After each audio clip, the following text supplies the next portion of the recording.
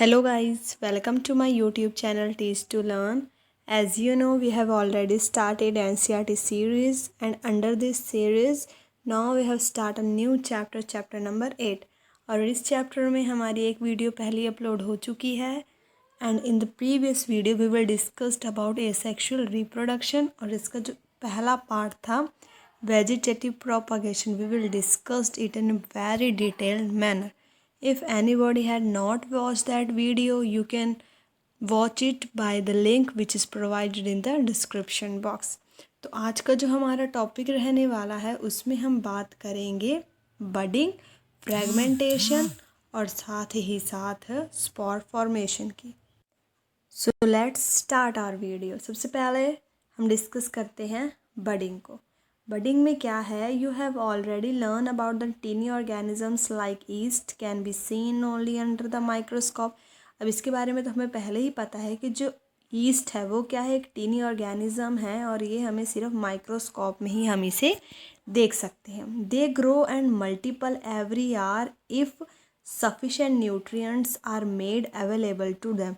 ये जो ईस्ट है ये बहुत ही जल्दी ग्रो कर सकते हैं. मीन्स हर एक घंटे में ये अपनी जो पॉपुलेशन है उसको 1 से 2 कर सकते हैं, फिर 2 से सीधा 4, फिर 4 से सीधा 8. मीन्स इनकी जो ग्रोथ है वो बहुत ही जल्दी बढ़ती है. एवरी आवर, हर आवर में इनकी ग्रोथ बढ़ती रहती है अगर इन्हें सफिशेंट न्यूट्रिएंट्स अवेलेबल होता है तो.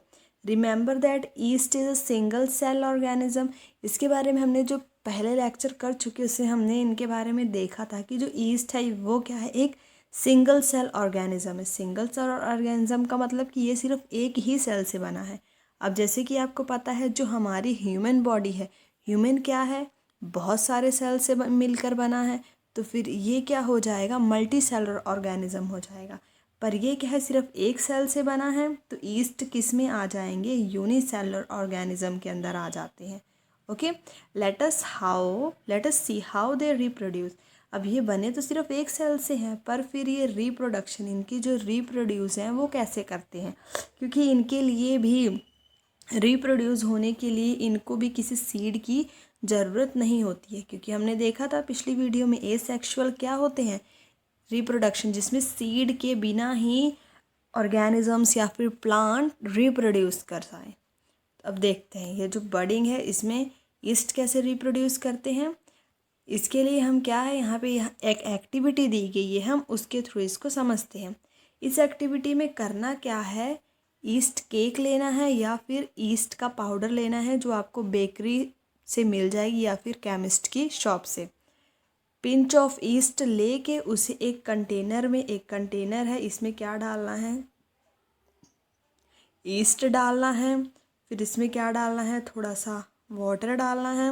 वाटर डालने के बाद इसके अंदर 1 स्पून क्या डाल देनी है, स्पून फुल ऑफ शुगर डाल देनी है. उसके बाद इसको शेक करके पूरी तरह इसको डिज़ोल्व करके ये पूरा का पूरा क्या बन जाएगा, एक सॉल्यूशन बन जाएगा. फिर इसको रूम के किसी वार्म पार्ट, मतलब जो पार्ट रूम का गर्म हो वहाँ पर इसे रख देना है. जब हम 1 घंटे के बाद क्या करेंगे, जो हमने सॉल्यूशन बनाया है उसी का एक ग्लास स्लाइड के ऊपर हम एक ड्रॉप डालेंगे. तो उस ड्रॉप को जब हम ऑब्ज़र्व करेंगे तो हम क्या देखेंगे कि न्यू ईस्ट सेल फॉर्म हो रहे हैं.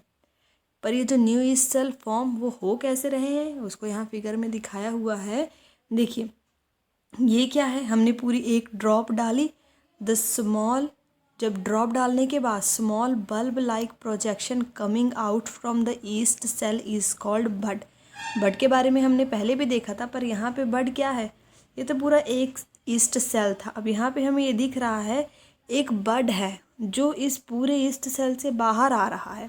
और यहाँ पे हम देख सकते हैं बीच में क्या होता है, न्यूक्लियस होता है. यहाँ पे न्यूक्लियस भी इन दोनों का क्या हो रहा है, डिवाइड हो रहा है. जो स्मॉल बल्ब लाइक प्रोजेक्शन है ये तो क्या हो गई, bud. The bud gradually grows and get detached from the parent cell and form a new yeast cell. अब हम यहाँ क्या देखेंगे, आगे जाते जाते ये क्या हो रहा है, धीरे धीरे इस पेरेंट सेल से, पहले पेरेंट सेल था, यहाँ से निकलते निकलते पेरेंट सेल अलग रह गया न्यूक्लियस के साथ, और यहाँ पे एक जो न्यू सेल है वो क्या हो जाएगा, फॉर्म हो जाएगा। जैसे हम यहाँ पे देख भी सकते हैं, पहले निकल रहा था, फिर यहाँ पर वो निकलते निकलते यहाँ पर पूरा ही वो पेरेंट सेल से अलग हो गया। The new yeast cell grows mature and produce more yeast cell. जो न्यू ईस्ट सेल बना है, पहले तो ये पेरेंट सेल था, पेरेंट सेल से क्या हुआ, एक न्यू ईस्ट सेल बन गया। तो न्यू ईस्ट भी तो ग्रो होगा, ग्रो होने के बाद इससे भी जब ये ग्रो हो जाएगा तो इससे भी और इसी तरह के ईस्ट प्रोड्यूस होंगे, ईस्ट सेल, इससे भी इसी तरह के और ईस्ट सेल प्रोड्यूस होंगे। Some time another bud arise from the bud forming a chain of buds.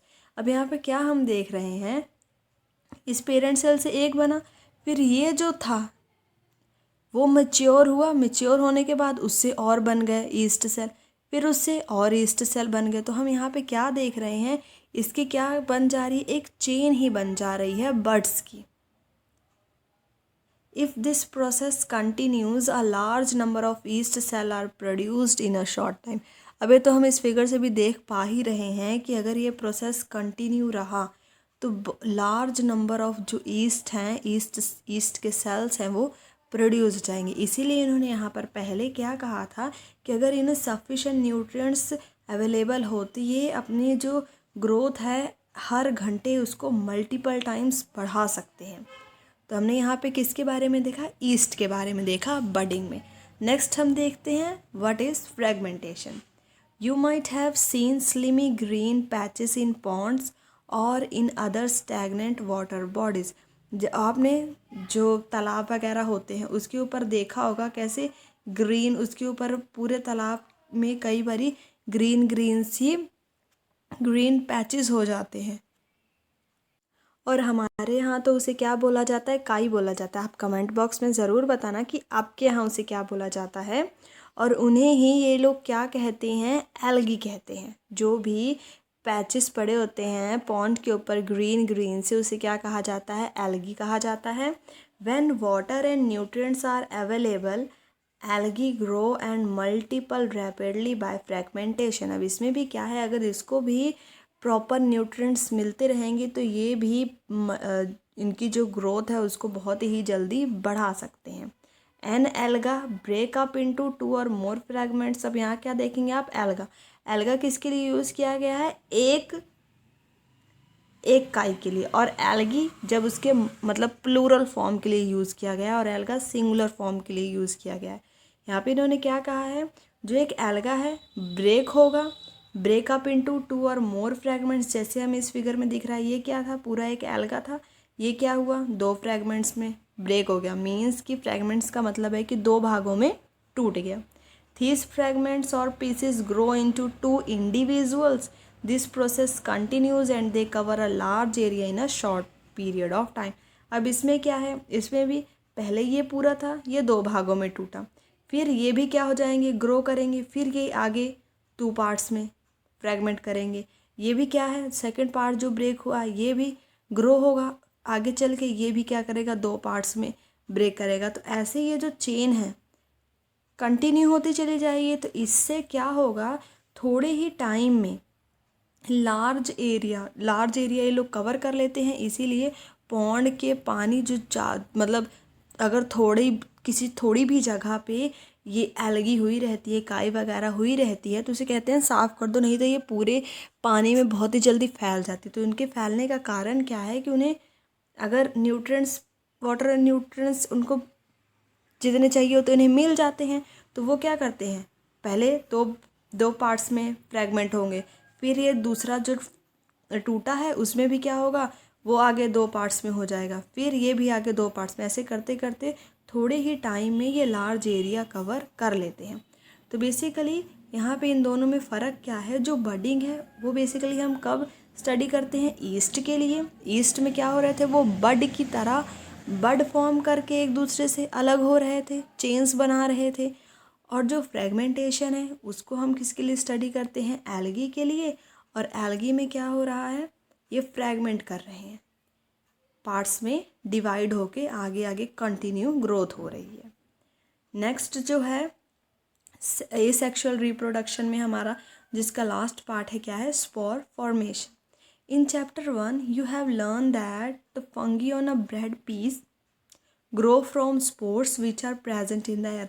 अब जब हमने चैप्टर 1 किया था उसमें हमने क्या पढ़ा था कि जो ब्रेड पीस है उसके ऊपर फंगी ग्रो कर रही है, और वो फंगी ब्रेड पीस के ऊपर आ कहाँ से रही है? एयर से, क्योंकि जो एयर में कुछ ऐसे स्पोर्स प्रेजेंट हैं जिसके कारण अगर उन्हें जहाँ भी फेवरेबल कंडीशन मिलती है तो वो उसके ऊपर लैंड कर जाते हैं और वहाँ पे फंगी ग्रो होने लग जाती है। अब इन्होंने क्या कहा है कि वहाँ पे जो एक एक्टिविटी दी गई थी 1.2 उसको रिपीट करो और उसके बाद एब्जर्व करो spores in the cotton like mesh on the bread, कि ब्रेड के ऊपर एक कॉटन लाइक स्पोर्स होंगे, उनको एब्जर्व करो। अब ये क्या है? फर्स्ट चैप्टर है जो उन्होंने कहा था एक्टिविटी रिपीट करने को, कि क्या करना है, हमें एक ब्रेड लेना है, उसके मॉइस्ट करने के बाद 2-3 दिन के बाद हमें उस ब्रेड को ऑब्जर्व करना है। तो जब हमने ब्रेड को ऑब्जर्व किया तो हमने क्या देखा? ब्रेड के ऊपर ये ग्रीन ग्रीन से पैचेस आ गए हैं, और यही ग्रीन पैचेस क्या हैं? फंगी हैं। इसके ऊपर ग्रीन ग्रीन सा हो गया है, और ये कैसे होते हैं? कॉटन लाइक थ्रेड्स की तरह होते हैं। You will see cotton like threads spread on the piece of bread. ये क्या है, कैसे हमें दिखेंगे? कॉटन लाइक थ्रेड्स की तरह। जैसे क्या है, हम इन्होंने जूम करके दिखाए हुए, तो हम यहाँ पे इसके स्पोर्स को भी एब्जर्व कर सकते हैं। जैसे कि हमने वहाँ पे भी ऑब्जर्व किया, वैसे यहाँ पे भी इन्होंने फिगर में दिखाया हुआ है। ये क्या है जो ब्लैक ब्लैक से दिखाए हुए हैं? यही क्या हैं? फंगी के स्पोर्स हैं। When spores are released they keep floating in air as they are very light, they can cover long distance. अब इन्होंने क्या कहा है? अभी ये जो स्पोर्स हैं ये क्या है? एयर में ही प्रेजेंट होते हैं। अगर ये एयर में रिलीज हो जाएं, एयर में प्रेजेंट होते हैं, तो ये क्या करते हैं? हल्के होने के कारण बहुत ही ज़्यादा लॉन्ग डिस्टेंस ट्रैवल कर सकते हैं। इसीलिए ये क्या लॉन्ग डिस्टेंस ट्रैवल करते हैं, और फिर इन्हें जहाँ भी फेवरेबल कंडीशन मिलती है वहाँ पर ये लैंड होकर जर्मिनेट हो जाते हैं। Spores are asexual reproductive bodies, क्योंकि अभी जो स्पोर्स हमें दिख रहे हैं इनको भी किसी सीड वगैरह की ज़रूरत नहीं है रिप्रोड्यूस करने के लिए। इसीलिए ये क्या है? इनसे होने वाली जो भी रिप्रोडक्शन होगी उन्हें हम क्या कहेंगे? Asexual reproduction. Each spore is cover by a hard protective coat. जो हर एक स्पोर है, ये अगर स्पोर है बीच वाला, तो ये किससे कवर रहता है? एक हार्ड प्रोटेक्टिव कोट से। क्यों? to withstand unfavorable conditions such as high temperature and low humidity। ये हार्ड शेल से कवर क्यों रहता है? ताकि ये बच सके जो भी अनफेवरेबल कंडीशन है, मतलब जो कंडीशन इसके लिए अच्छी नहीं है, जैसे कि ज़्यादा टेम्परेचर इसके लिए अच्छा नहीं है और लो ह्यूमिडिटी वाला। क्योंकि जब हमने फर्स्ट चैप्टर देखा था तो हमने क्या देखा था कि जब रेनी सीज़न होता है उसी टाइम पे जो फंगस हैं वो ज़्यादा ग्रो करते हैं, क्योंकि वहाँ पे उन्हें जो टेम्परेचर है और लो ह्यूमिडिटी और उन्हें ह्यूमिडिटी दोनों ही अच्छी मिल जाती है, ज़्यादा ह्यूमिड रीजन मिल जाता है। तो वो तो इनकी फेवरेबल कंडीशन होगी। तो अनफेवरेबल कंडीशन क्या होगी? कि जब ह्यूमिडिटी लो होगी तब इनका जो कंडीशन है वो इनके लिए अच्छी नहीं है, क्योंकि फिर ये इस कंडीशन में ग्रो ही नहीं कर पाएंगे। तो इस कंडीशन से अपने आप को प्रोटेक्ट करने के लिए ये स्पोर्ट्स क्या करते हैं? अपने आप को एक हार्ड प्रोटेक्टिव कोट से कवर करते हैं। So they can survive for long time, ताकि ये लॉन्ग टाइम तक सर्वाइव कर पाए। Under favourable condition a spore germinate and develop into a new individual. अभी जैसे पहले कहा कि जब भी इन्हें फेवरेबल कंडीशन मिलती है तो ये जो स्पोर्स हैं वो क्या करते हैं? जर्मिनेट करते हैं और अपने ही तरह के और इंडिविजुअल को डेवलप करते हैं। Plant such as moss and ferns also reproduce by means of spores. अब यहाँ पे दो प्लांट्स के नेम दिए गए हैं, मॉस और फर्न्स। फर्न्स को इन्होंने इस फिगर में दिखाया भी हुआ है, जैसे कि आप इस फिगर में देख सकते हैं। ये क्या है? फर्न एक ऐसा प्लांट है जो रिप्रोड्यूस करता है अपने आप को बाय स्पोर फॉर्मेशन।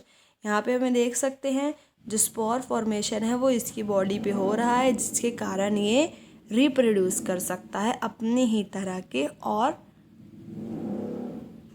इंडिविजुअल्स को। तो यहाँ तक हमारा जो ख़त्म होता है, पूरा फिनिश होता है एसेक्सुअल रिप्रोडक्शन, जिसका एक पार्ट हमने कल की वीडियो में कवर किया और आज की वीडियो में हमने बडिंग को देखा, फ्रेगमेंटेशन को देखा और साथ ही साथ स्पोर फॉर्मेशन को भी अच्छे से स्टडी किया। तो I hope it is gonna be clear to you. If you have any doubt you can comment in the comment box and please share this video, like this video, and if you want to watch the videos like this more, then subscribe my channel. Thanks for watching.